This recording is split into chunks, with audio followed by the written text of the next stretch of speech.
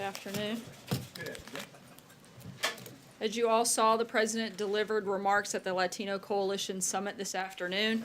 The business leaders in attendance are living proof that the American dream is back and stronger than ever under President Trump's leadership. As the President noted, last year Hispanic unemployment reached the lowest level in history. It has now remained below 5% for the longest period ever recorded. Latino-owned businesses are thriving like never before, contributing nearly $500 billion to our economy last year alone.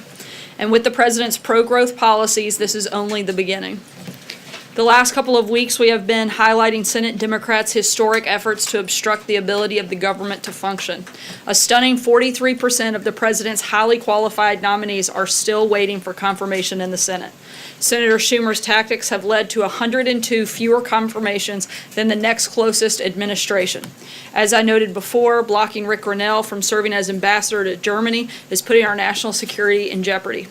Today, I'd like to highlight Ulim Poblik. It has been almost 150 days since Dr. Poblik was nominated to serve as Assistant Secretary of State for Arms Control, Verification, and Compliance. She would work to verify compliance of arms control, including disarmament agreements and missile defense cooperation. We need her in place so she's able to fully represent the United States at upcoming international meetings to discuss Syria's use of chemical weapons and to participate in April's nuclear non-proliferation treaty preparatory committee meetings. Say that really fast. And yet, Senator Schumer is holding her up, putting the safety and security of the American people and, frankly, the entire world in danger. Senator Schumer is blocking nominees indiscriminately. He forces time-wasting procedural votes on nominees and then eventually votes in support of them. Just yesterday, the Senate had to waste precious floor time on a universally respected nominee, Terry Doughty, who was confirmed 98-0. Even Senator Schumer eventually voted in favor of the nominee, yet still demanded the Senate go through archaic Senate procedure that delays votes and wastes the American people's time. It's a disgrace, it's dangerous, and it must come to an end. And with that, I will take your questions. Sarah, on the tariffs, does the President expect to sign the tariffs tomorrow? And can countries like Mexico and Canada and allies within the European Union expect to have a pathway to gain an exemption from the tariffs? We expect that the President will sign something by the end of the week, and there are potential carve-outs for Mexico and Canada based on national security, and possibly other countries as well, based on that process. Specifically, what would they have to do? Again, that would be a case-by-case and country-by-country basis, but it would be determined whether or not there is a national security exemption. Cecilia. So far this year, 6 top White House staffers have resigned. The President says there are more names to come. Why are so many people leaving this administration? Look, this administration has had a historic first year. We're going to continue to do great things. This is an intense place, as every White House, and it's not abnormal that you would have people come and go, but we're continuing to do great work. We're continuing to focus on the President's agenda, and that's what we're all here to do. But actually, it is actually abnormal. No administration in recent history has had this much turnover. But it's not, I said it's not abnormal to have turnover. If this is not the definition of chaotic, how would you describe what's happening in these recent weeks? If it was, then I don't think we would be able to accomplish everything that we've done. The economy is stronger than it's been in ages. ISIS is on the run, the remaking of the judiciary. Jobs are coming in at record numbers. There are historic things that have taken place in the first year. Sounds like a very functioning place of business to me. Steve. Talk about potential carve-outs. Are you also talking about NATO allies as possibly getting this exemption? It'll be a country by country, and it'll be based on national security. Let me follow up. Today, the President tweeted, China has been asked to develop a plan for the year for a $1 billion reduction in the trade deficit. What's he talking about? Yeah. Did he make this recently, or has he been talking to the Chinese? We had conversations with officials last week, and we're going to continue those conversations with them. The President's been very clear that he wants to address the trade imbalance that the United States has with a number of countries. He feels like the United States has been taken advantage of for far too long, and he's not going to allow that to continue under his watch. Have they responded? I'm sorry? Have they responded? We're continuing conversations with them. Jeff. Sarah, you've said repeatedly that we've addressed our feelings on that situation in regards to the Stormy Daniels payment, but specifically, can I ask, did the president approve of the payment that was made in October of 2016 by his longtime lawyer and advisor, Michael Cohen? Look, the president has addressed these directly and made very well clear that none of these allegations are true. This case has already been won in arbitration, and anything beyond that, I would refer you to the president's outside counsel. When did the president address specifically the cash payment that was made in October of 2016? The president has denied the allegations against him. And again, this case has already been won in arbitration. Anything beyond that, I would refer you to outside counsel. Did he know about that payment Yeah. at the time, though? I've addressed this as far as I can go. But that payment, did he know about the payment at the time? Not that I'm aware of. And again, anything beyond what I've already given you, I would refer you to the president's outside counsel. Has he talked Steve? to Michael Cohen about Yes. that, since this has become a Sorry, news Sarah. story this week? Has he talked to Michael Cohen about it, if I can just ask one more thing? I'm sorry? Has he talked to Michael Cohen about that this week, I don't since this know. has become news? I'm not sure. Yeah, Sarah, this administration's now imposed additional sanctions on North Korea after concluding that Kim Jong-un's government assassinated his half-brother using VX nerve agent in Malaysia. Now we have authorities in Britain have announced that a nerve agent was used to try to kill a former Russian double agent and his wife. Obviously, Moscow, the prime suspect. What does this administration have to say about this attempted assassination in the UK? And are sanctions against Russia likely as they were in the case of the North Koreans? This is currently under review, and I'll keep you posted as we have further information and developments on that front. Margaret? Thank you. I want a quick clarifying question on the China tweet, and then I had a NEC question. Is there any chance that if China did respond on that $1 billion reduction plan, that could assuage or affect the shaping of this tariff plan before it is announced at the end of the week? In other words, is China's piece of this tariff thing negotiable, or are we only talking about tweaking Canada, Mexico, EU countries? Hold on, let me address it first. The president's been clear that he wants to address the trade imbalances and the unfair practices, and certainly we would take anything into consideration, but as of right now, we're moving fully ahead, and anything that would change would be done so on a national security basis. Any Obviously- decision for carve-outs. Okay. Obviously, you're going to take your time and space on making the next NEC decision, but can you give us sort of a scope of the short list? And there's two names in particular I wanted to bounce off of you in this room, just among friends here. Larry Kudlow and Andy Pudster. Can you confirm that those two are among the names under consideration? And how much of a role is Gary Cohn himself going to have in helping the president make that pick to succeed him? I'm not going to get into any naming or a list, but I can tell you that the president has a number of people under consideration, and he's going to take his time making that decision. With Gary Cohen leaving, Senator Cornyn, Republican Senator Cornyn, said today, "I'm concerned who the president will turn to for advice." Should he be concerned? No, the president's got a number of very accomplished, smart, capable people around him, and he is going to continue to lean on a lot of those people. But at the end of the day, the American people voted overwhelmingly for President Donald J. Trump. They voted for his policies, his agenda, and for him to be the ultimate decision maker. And I think that everyone can rest assured in the American people's choice on that front, and that they've made the right one. You said John? earlier today that we're continuing to bring in new people every day. Could you tell us who has come in this week? We've made several personnel announcements. I'd refer you back to the press releases of nominations and personnel announcements that have gone out. I think there's been at least 3 that have gone out earlier this Senior week. level in the White House? I'd be happy to forward those to you if you're not receiving the White House press releases. John? The European Union's being very shrewd in its threats of retaliation against these tariffs, saying that they would slap tariffs on things like bed linens, which would include the swing states of Florida, Ohio, Pennsylvania, and Georgia, as manufacturers, chewing tobacco, which includes North Carolina, cranberries, the leading producer of which is Wisconsin, orange juice, again, Florida.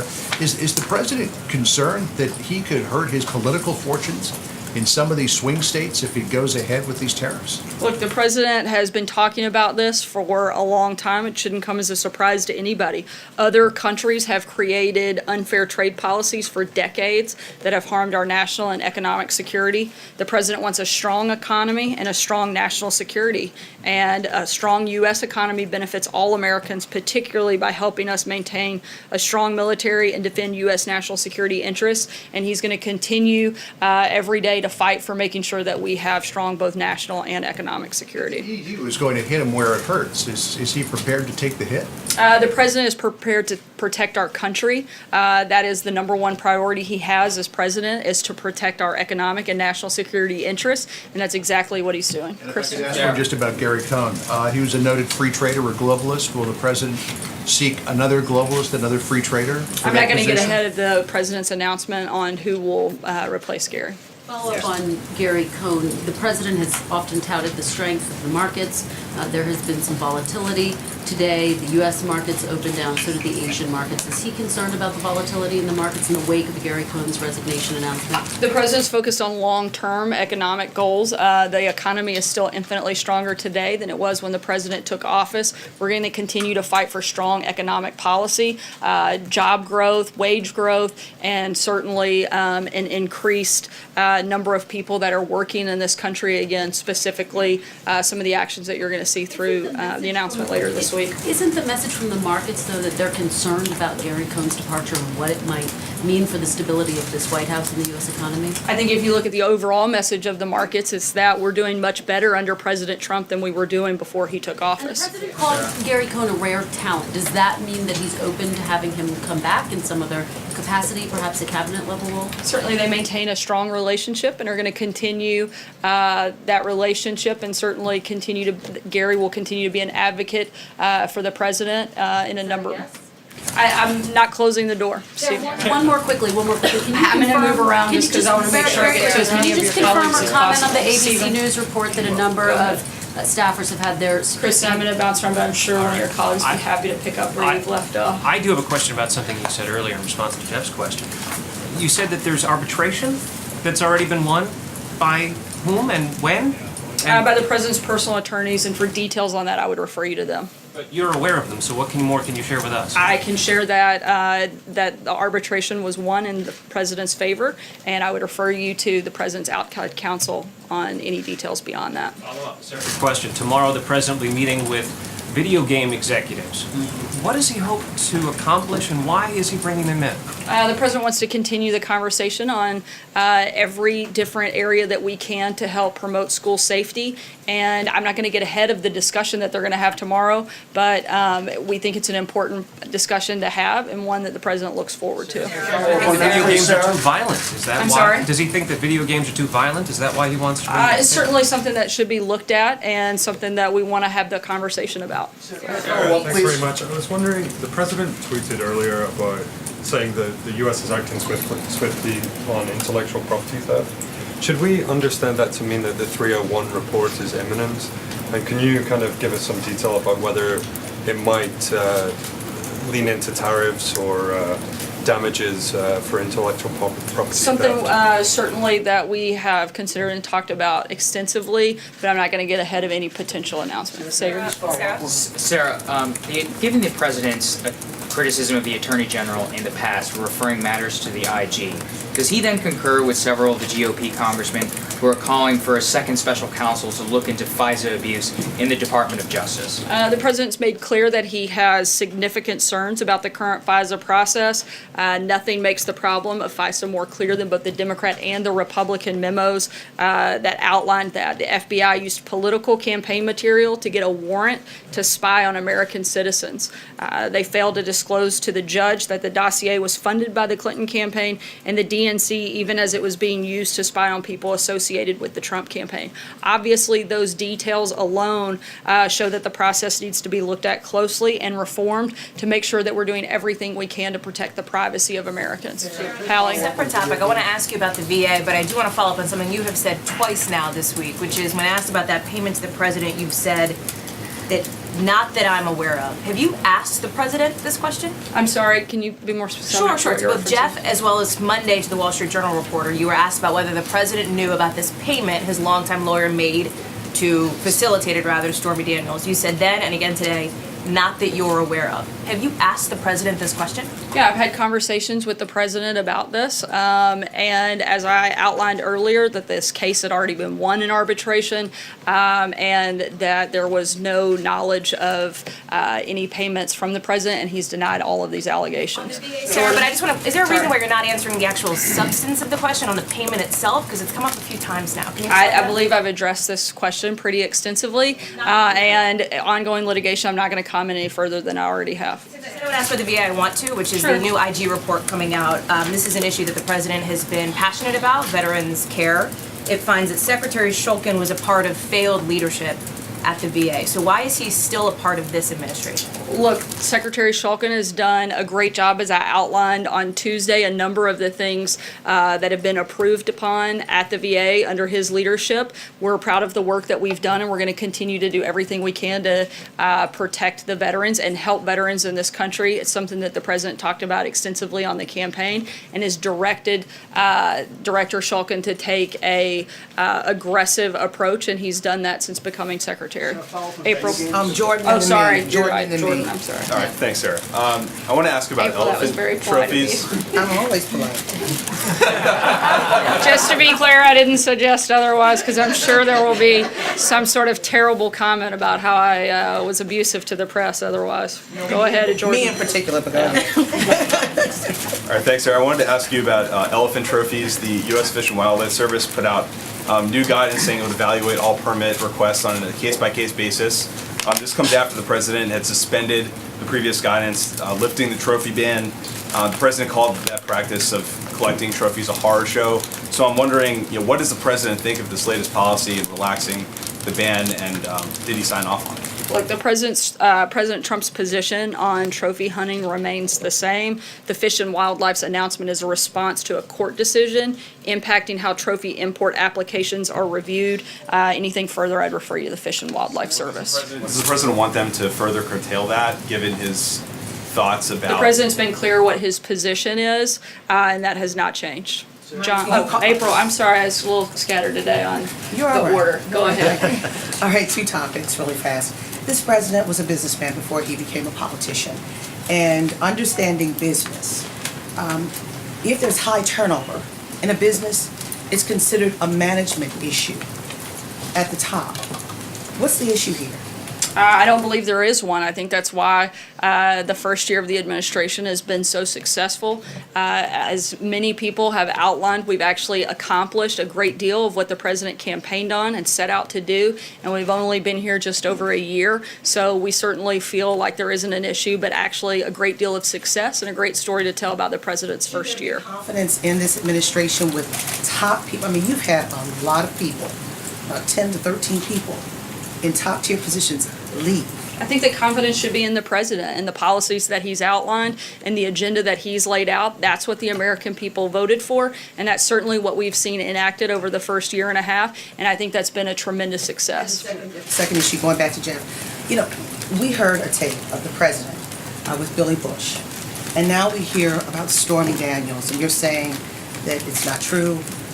What should the American public believe, and what does the president want the American public to believe after hearing that before the election, and now this? Well, it's not to conflate two different things. The president's denied these allegations. We've addressed this. The American people were aware of this, voted for the president. I don't have anything more to add. John? Thank you, Sarah. Two quick questions on two separate topics. Have any countries notified the administration of their intent to file complaints with the WTO regarding the imposition of these steel and aluminum tariffs? I'm not aware of any specific complaints. On the other question I wanted to ask you, Michael Cohen has indicated that he was not reimbursed in any way by the Trump organization or the Trump campaign for the $130,000 that he paid to Stormy Daniels. At the same time, he's being reimbursed for his legal fees by the Trump campaign. They've already paid $214,000 in legal fees to a firm that's representing Mr. Cohen. I don't want to get you in trouble with the Hatch Act, but do you happen to know why it is that the Trump campaign is paying his legal fees? I don't. I can't speak on behalf of the campaign. I'd refer you to them. David? You confirm this trip to California next week, and also why is it taking so long for the president to visit California? I can confirm the president does plan to make a trip to California next week. Why it's taken so long? I think it's because he's been busy growing the economy, creating jobs, defeating ISIS, remaking the judiciary. I'd be happy to name off some other successes, but I think that's probably enough. But yes, I can confirm the president will be headed to California next week. We'll take one last question. Alex? Sarah, bouncing off John's question on the Hatch Act, the White House's reasoning that Kellyanne Conway did not violate the Hatch Act when she said that a candidate in Alabama would be, quote, a vote against tax cuts, weak on crime, weak on borders, strong on raising your taxes. How do you see that as not advocating against a candidate?